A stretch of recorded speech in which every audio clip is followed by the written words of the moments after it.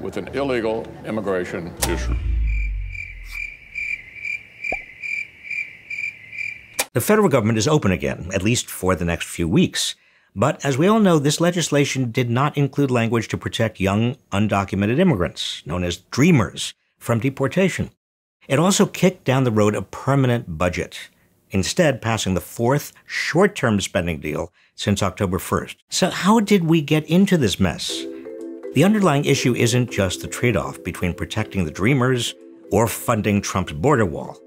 It's also more basically a question of coming up with a federal budget, one of the fundamental functions of government. In the Budget Control Act of 2011, after an impasse over the debt ceiling, Democrats and Republicans in Congress agreed to match increases in defense spending with equal increases in domestic spending, such as education, healthcare, and other programs that invest in the American people.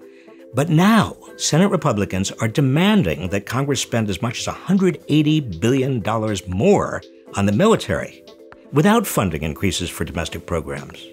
If the additional money Republicans want for the military were matched with domestic spending, as had been the case, we could, for example, eliminate tuition at public colleges and universities.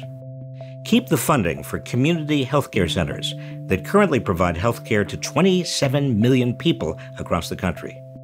Or invest in clean energy infrastructure and grid modernization. Or fill the 30,000 vacant positions at the Veterans Administration. Expand broadband access to every rural community in America.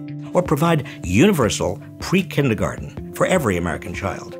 But because of this basic breakdown in the federal budget, we have a series of stopgap measures and interminable fights, now with hundreds of thousands of dreamers stuck in limbo.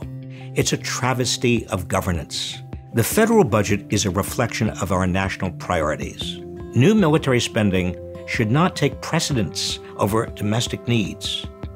It's critical that you make your voice heard.